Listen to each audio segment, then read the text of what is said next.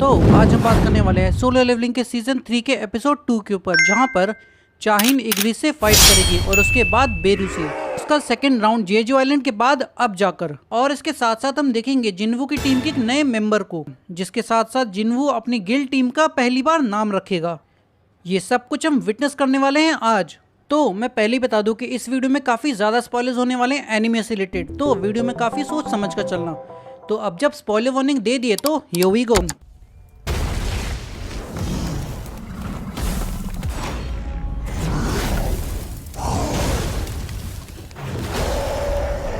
तो एपिसोड की शुरुआत होती है जिन्वू से, जो कि कीबोर्ड के साथ इंटरनेट पर फाइट कर रहा है जिन्वू के सारे हेटर्स से, और मेंटेन करने की पूरी कोशिश कर रहा है जिन्वू की एक अच्छी इमेज को इंटरनेट पर उन सारे हेटरों से जो जिन्वू के बारे में बुरा भला बोल रहे हैं। जिसके बाद हम देखते हैं कि जिन्वू पीछे से आता है और उससे कहता है कि तुम आखिर ये सब कुछ कर क्या रहे हो। और जिन्वू उससे कहता है इस जगह को देखकर ऐसा लगता है जैसे यहाँ पर कोई रहता ही नहीं हो। और तब जिन्वू उसे बैग दिखाते हुए कहता है कि देखो मैं तुम्हारे लिए क्या लाया हूँ। और जिन्वू कहता है अरे वाह, इससे तो हमारा 3 महीने का खर्चा आराम से निकल जाएगा, या शायद उससे ज्यादा भी, और हम एम्प्लॉयज की सैलरी भी दे पाएंगे। जिस पर जिन्वू कहता है एम्प्लॉयज, क्या तुम भूल गए हमें एक गिल्ड टीम बनाने के लिए एक तीसरे मेंबर की जरूरत पड़ेगी। और जिन्वू कहता है हाँ याद आ गया, एक गिल्ड मास्टर, एक वाइस गिल्ड मास्टर और एक तीसरा मेंबर। जिन्वू कहता है बिल्कुल सही, लेकिन इसके साथ साथ हमें एक ऐसा टीम मेंबर चाहिए होगा जो इतना शक्तिशाली हो कि फाइट्स में हमारे साथ लड़े। और जिन्वू उसकी बात को टोकते हुए कहता है कि इससे भी ज्यादा जरूरी। और जिन्वू उससे कहता है वो क्या। तब जिन्वू कहता है हमें अपनी टीम का नाम डिसाइड करना है। और तब जिन्वू की तरफ देखकर कहता है मुझे लगा था तुम कुछ इम्पोर्टेंट कहोगे। और जिन्वू उससे कहता है ये इम्पोर्टेंट है, बहुत बहुत ज्यादा इम्पोर्टेंट है। जिन्वू उससे कहता है कि मैंने कई सारे नामों को सोचा, जैसे कि यू सांग जो कि तुम्हारे सरनेम और मेरे सरनेम को मिला के मिला है, या फिर जिन जिन जिससे कि हम दोनों के नाम का मिडिल पार्ट आ जाता है। पर ये सारे नाम थोड़े अजीब से हैं। और जिन्वू कहता है तो फिर सोलो प्ले गिल्ड कैसा रहेगा। और जिन्वू उससे कहता है सोलो प्ले गिल्ड, हाँ क्या मुझे ये सुनकर हंसना चाहिए। मुझे लगा था कि तुम बाकी लोगों से काफी ज्यादा अलग हो, पर फिर मुझे याद आया कि आखिर तुम हो तो एक इंसान ही, गलतियां तो तुमसे भी हो सकती है जिन्वू। और जिन्वू उससे कहता है क्या तुमने कुछ कहा। जिन्वू कहता है नहीं नहीं। और तब हम देखते हैं कि डोरबेल बजती है और जिन्वू कहता है कि अब कौन आया है। और जब वो लोग गेट खोलकर देखते हैं तो सामने चाहिन खड़ी थी, जो कहती है कि मैं यहाँ पर आई हूँ तुम्हारे गिल्ड का तीसरा मेंबर बनने के लिए। और ये देखकर जिन्हू और जिन्वू काफी ज्यादा चौंक चुके थे। तो चाहिन सामने आकर बैठती है और अपना प्रपोजल आगे रखती है कि वो जिन्वू की टीम को ज्वाइन करना चाहती है। जहाँ जिन्वू से कहता है कि तुम एक बहुत अच्छी हंटर हो और मुझे नहीं लगता कि तुम्हें हमारे गिल्ड की जरूरत है। जहाँ पर चाहिन कहती है कि मैंने कहा कि मुझे ज्वाइन करना है तुम्हारी टीम को। जहाँ जिन्वू को ये चीज समझ में नहीं आती और वो चाहिन से पूछता है कि क्या तुम्हारा कोई लफड़ा हो गया है चोजोंग इनकी गिल्ड के साथ।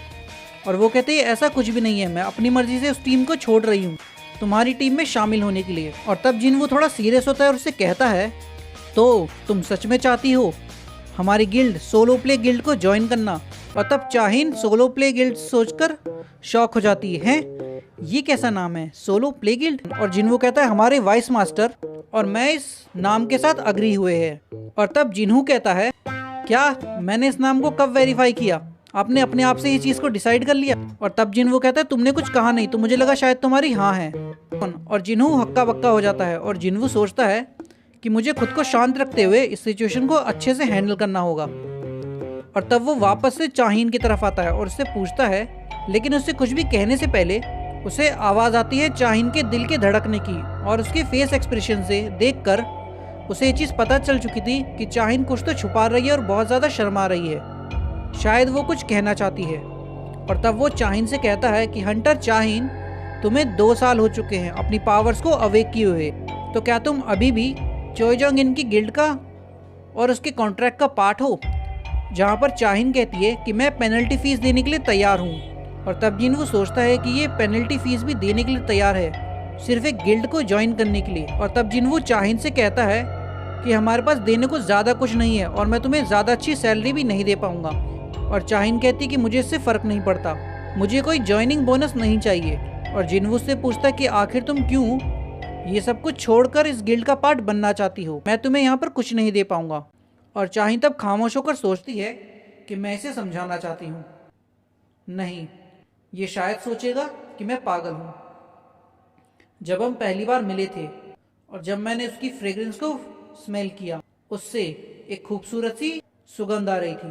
जब हमारी पहली मुलाकात हुई उस खुशबू के साथ, जिससे मैं उसके बारे में सोचने लगी, और तब मैंने पता किया कि जिन्वो एक गिल टीम को निकाल रहा है। लेकिन उससे पहले मैं जब जेजो आइलैंड पे गई और जब मेरा सामना उस एंड किंग से हुआ और जब मुझे ये बात पता चली कि मेरी जान संग जिन्वो ने बचाई है, जो बात मुझे गोगोनी ने जब मुझे बताई, तो पता नहीं क्यों ये सुनकर मेरे दिल को बहुत राहत लगी और मुझे बहुत अच्छा लगा, जैसे मानो मुझे उससे। और तब चाहिन कहती है, खैर मैं इसे नहीं बता सकती। आखिर मैं इसे कैसे बताऊं कि मैं तुम्हारे साथ अंत तक खड़े रहना चाहती हूँ जिन्वो। और ये सभी बातें मन ही मन करते हुए चाहिन शर्मा जाती है और अपने मुंह को छुपा लेती है और जिन्वो ये सब कुछ भी समझ नहीं पाता और वो कहता है कि आखिर ये सोच क्या रही है और उसके दिमाग में चल क्या रहा है। क्या कुछ है जो ये मुझे बताना चाहती है? ये मेरी बातों का जवाब भी नहीं दे रही और बहुत वियर्ड बिहेव कर रही है। इसकी बातों से और हाव भाव से पता तो नहीं लग पा रहा, लेकिन ये बात तो पक्की है कि ये चीज़ इसने काफ़ी लंबे टाइम से प्लान कर रखी है। और तब जिन्वो कहते हैं कि क्या तुम मेरे सवाल का जवाब दोगी या नहीं? और तब चाहिन कहती है, मैं बस कंफर्टेबली जीना चाहती हूँ, क्या मुझे इतना भी हक नहीं? और तब जिन्वो के कान में कहता है कि देखकर लगता है इसका काफ़ी बुरा समय चल रहा है कुछ दिनों से। और तब जिन्वो सोचता है चाहिन ज़रूर से 22-23 साल की होगी और इतना बड़ा बर्डन एक एस रैंक हंटर के लेवल के साथ उसके लिए काफ़ी भारी होगा, और ख़ास तौर पे जेजो आइलैंड के बाद जब वो मरते मरते बची थी। और तब जिन्वो कहता है कि चलो ठीक है, मैं तुम पर कोई दया नहीं कर रहा, लेकिन मैं तुम्हें गिल्ड में ज्वाइन होने का एक मौका दे रहा हूँ, पर उसके लिए तुम्हें सबसे पहले एक एंट्रेंस टेस्ट को पास करना होगा, जहाँ टेस्ट में तुम्हें फाइट करनी होगी। और तब चाहिन कहते कि ऐसा तो कुछ भी उस पेपर पे नहीं लिखा था, जहाँ पर जिन्वो कहता है कि ये रूल मैंने और वाइस गिल्ड मास्टर ने अभी अभी बनाया है। और तब चाहिन कहते कि ठीक है, मैं टेस्ट के लिए तैयार हूँ, बताओ कब देना है। और तब जिन्वो चाहिन की तरफ देखकर एकदम से सोचता है कि एकदम से तैयार हो गई। वो चाहिन से कहता है कि कहीं तुम्हारा ये कॉन्फिडेंस ओवर कॉन्फिडेंस में ना बदल जाए। मेरे टेस्ट को पास करने के लिए तुम्हें मेरे बुलाए हुए एक समनिंग बीस्ट को हराना होगा, जिसे मैं चुनूंगा। और तब चाहिन कहती है कि हंटर सांग जिन्वो मुझसे लड़ने के लिए भेजो जिसे भेजना है।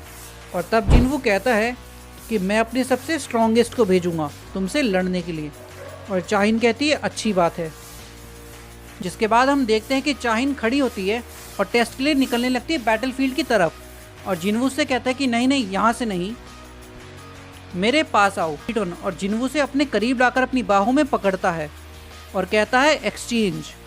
और तब हम देखते हैं जिन्वो अपनी एक्सचेंज एबिलिटी का यूज़ करके वहाँ से टेलीपोर्ट कर जाता है और उस प्लेस में स्विच कर जाता है वो बैटल प्लेस से एक रेड ऑर्क मॉन्स्टर के साथ, जहाँ पर जब जिन्हू आता है जिन्वो और चाहिन के लिए स्नैक्स लेते हुए, तब वो शैडो उसके हाथ से वो स्नैक्स लेकर खा जाता है। और हम देखते हैं कि बैटलफील्ड पर चाहिन और जिन्वो आ चुके हैं। और यहाँ मैं आप लोगों को बता दूं कि ये वो बैटलफील्ड है जो कि द हंटर्स एसोसिएशन का पार्ट है, जहाँ पर गोगोनी हंटर्स के बीच में बैटल और ट्रेनिंग कराते हैं उनकी पावर्स को बढ़ाने के लिए। और चाहिन अपने आप को टेलीपोर्ट होता हुआ एकदम शॉक हो जाती है और देखती है कि हम एकदम से यहाँ पर कैसे आ गए। और जिन्वो सोचता है कि मैं सही था, मेरी एक्सचेंज करने की पावर्स सिर्फ मेरे तक ही लिमिटेड नहीं है, मैं जिस चीज़ को छूऊंगा वो चीज़ भी मेरे साथ में टेलीपोर्ट हो जाएगी। और अब जिन्वो चाहिन से कहता है कि अपना हथियार उठा लो, वो तुम्हारी कुल्हाड़ी कहाँ गई? और तब चाहिन कहती है अरे वो मेरी कुल्हाड़ी, वो मेरा हथियार नहीं है। और जिन्वो कहता है कि चिल मारो, मैं मजाक कर रहा हूँ यार। और तब चाहिन बैटल ग्राउंड से सीधा वेपन रूम की तरफ जाती है और वहाँ से एक हथियार उठाकर कहती है कि मैं लड़ाई के लिए तैयार हूँ। और तब जिन्वो कहता है कि ये तुम्हारी यूजुअल स्वॉर्ड तो नहीं है, तो तुम इससे लड़ोगी कैसे? और तब चाहिन कहती है कि इससे फर्क नहीं पड़ता कि मैं किस हथियार से फाइट करूंगी, मैं अभी किसी डंजन में नहीं हूँ, और वैसे भी किसी भी नॉर्मल मॉन्स्टर को मारने के लिए ये तलवार मेरे लिए काफी है। और तब जिन्वो सोचता है कि ये सही कह रही है, तलवार से लड़ने के लिए एक अच्छा तलवारबाज से ज्यादा अच्छा और क्या ही हो सकता है। और तब जिन्वो चाहिन से फाइट करने के लिए निकालता है बाहर इग्रीस को और कहता है कि ये मेरा सबसे बेस्ट तलवारबाज है। और चाहिन कहती है कि मैच में कौन जीता इसका पता कैसे चलेगा। और जिन्वो रूल्स को समझाता है कहते हुए कि तुम मेरे समन किए हुए शैडो से फाइट करोगी तब तक जब तक तुम हार ना जाओ या फिर मेरा समनिंग पर्सन डिस्ट्रॉय ना हो जाए। जिन्वो सोचता है कि मैंने चाहिन से कहा तो है कि मेरे सबसे स्ट्रॉन्गेस्ट है, लेकिन अगर मैं बेरू को बाहर लेके आता हूँ तो चाहिन का उससे फाइट करना काफ़ी ट्रोमैटिक होगा। शायद मुझे इसी से शुरुआत करनी चाहिए। और चाहिन अपनी तलवार को लेकर पावर अप करना शुरू करती है और जिन्वू को उसकी तरफ देखकर एक ख्याल आता है और वो चाहिन से कहता है ज़रा 1 मिनट रुकना। चाहिन कहती ठीक है। और तब जिन्वू अपने इन्वेंट्री से एक स्वॉर्ड बाहर निकालता है और इग्रीस से कहता है कि इसे इस्तेमाल करो। और चाहिन कहती है क्या अब हम शुरू करें?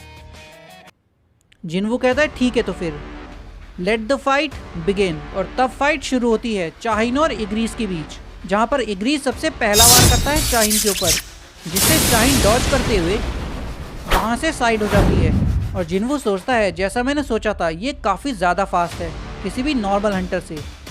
और चाहिन उछल कर इग्रीस पर अपनी तलवार से एक वार करती है, जिससे इग्रीस अपनी तलवार से बचाता है। और तब हम देखते हैं गोगुनी को, जिसे एक भूकंप का एहसास हो रहा है और वो सोचता है कि ये आवाज़ बैटलफील्ड से आ रही है। और तब वो कैमरा ऑन कर देखता है कि आखिर चल क्या रहा है, जहाँ पर उसे दिखता है जिन्वू और चाहिन वहाँ पर मौजूद है। और तब गोगुनी को चाहिन की बातें याद आती है जब वो चाहिन को बताता है कि कैसे जिन्वू ने उसकी जान बचाई। और गोगुनी कहते हैं मैंने इस चीज़ को कैसे नहीं देखा। और तब वो अपने असिस्टेंट को कॉल करते हैं और कहते हैं कि बैटलफील्ड और पूरी बिल्डिंग के सभी कैमरास को ऑफ कर दो, आज इन सब चीज़ों की ज़रूरत नहीं है, थोड़ी सी बिजली भी बचाना सीखो। और वो असिस्टेंट कहता है यस प्रेसिडेंट। और तब हम देखते हैं गोगुनी को और उसके पीछे कोरिया के बोर्ड को, जिस पर झटके पर झटके लगे जा रहे हैं और वो पूरा रूम एकदम डगमगाता जा रहा है जैसे वहाँ पर कोई भूकंप आ रहा हो। और गोगुनी कहते हैं कि आजकल के बच्चे भी ना, उनके अंदर कुछ ज़्यादा ही गर्म खून है और स्टैमिना भी। जिसके बाद सीन चेंज होता है, हम देखते हैं जिन्हू को और उसे बिल्कुल भी अंदाज़ा नहीं था कि चाहिन उसे इतनी आसानी से चित कर देगी। और चाहिन कहती है कि क्या ये तुम्हारा सबसे स्ट्रॉन्गेस्ट था? तुमने कहा था तुम सबसे स्ट्रॉन्गेस्ट को मुझसे लड़ने के लिए भेजोगे, पर ये वो नहीं है और इसलिए मैं कह रही हूँ कि उसे बुलाओ। और जिन्वू उससे कहता है कि तुम्हें चोट लग सकती है। चाहिन कहती है कि मैं संभाल लूँगी, मुझे उससे लड़ना है। और जिन्वू कहता है कि तुम्हें पता था? और चाहिन कहती है कि ऑफकोर्स मैं उससे लड़ी हूँ और मैंने उसे टीवी पर देखा था जब तुमने उसे एक्सट्रैक्ट किया। और तब जिन्वू कहता है बेरू। और चाहिन अपने आप को रेडी करती है और तब हम देखते हैं बेरू की शैडो को, जो जिन्वू के पीछे से बाहर निकलती है। और चाहिन अपने आप को पावर अप करती है उससे लड़ने के लिए। और जिन्वू चाहिन से पूछता है कि क्या तुम्हें अब भी लगता है तुम्हें इससे फाइट करनी है?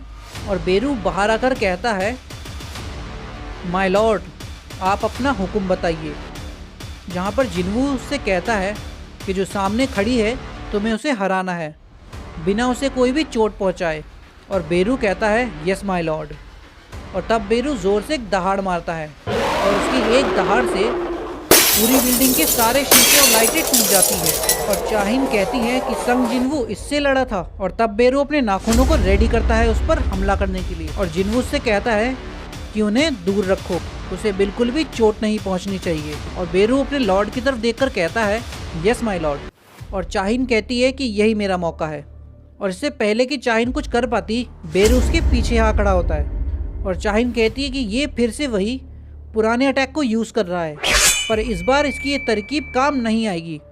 और वो अपने तलवार से पीछे घूमकर उस पर वार करती है, जिस पर बेरू उसके तलवार को अपने नाखूनों से पकड़ लेता है। और चाहिन तब अपनी स्वॉर्ड स्किल का यूज़ करके बेरू पर अटैक करती है और उन सारे अटैकों से बेरू काफ़ी आसानी से बच जाता है। और चाहिन कहती है अभी नहीं। और तब वो उस पर एक और हमला करती है, जिस पर बेरू नीचे झुक जाता है। और चाहिन कहती है कि ये क्या बकवास है, मैं इस पर कोई भी अटैक कर रही हूँ, ये उसे बड़ी आसानी से डॉज कर ले रहा है। और तब बेरू चाहिन के एकदम सामने आकर उसके मुंह पर एक जोर से दहाड़ मारता है और चाहिन की आंखें फटी की फटी रह जाती है और वो थोड़ा सा उसके साउंड इफेक्ट से दूर पीछे को जाके घिसटती है। और जिन्वू कहता है कि देखकर लगता है मुझे मेरा विनर मिल चुका है। और चाहिन से कहता है कि क्या अब तुम खुश हो? जहाँ पर चाहिन कहते कि अभी नहीं, मैं अभी भी इससे फाइट कर सकती हूँ। और जिन्वू सोचता है कि आखिर ये सोच क्या रही है, क्या इसे दिखता नहीं कि इस तरीके से इससे फाइट करने से इसकी ताकत जल्दी खत्म हो जाएगी। बेरू बाकी शैडो से काफ़ी ज़्यादा अलग है, वो सोच सकता है और काफ़ी अच्छे से अपने सराउंडिंग नेचर का यूज़ करके अपने आप को इस्तेमाल कर सकता है एक मर्डर वेपन की तरह। जहाँ पर जिन्वू चाहिन की तरफ देखकर सोचता है कि इसे देखकर ऐसा लगता है जैसे किसी चीज़ पर निशाना लगाने की कोशिश कर रही है और मुझे इसे कम आंकना नहीं चाहिए। और तब बेरू चाहिन की तरफ खड़ा होता है और उस पर बड़ी तेजी से हमला करने के लिए आगे बढ़ता है, जहां वो अपने पंजे का यूज कर चाहिन पर हमला करता है, लेकिन चाहिन उसे डॉज कर लेती है और पीछे हटकर अपने स्किल ऑफ स्वॉर्ड डांस का यूज करती है और बेरू की तरफ जोर से जंप करती है, जहां बेरू उसकी तलवार को अपने हाथ से रोक लेता है और देखते ही देखते चाहिन की तलवार कांच के टुकड़ों की तरह एकदम टूट जाती है।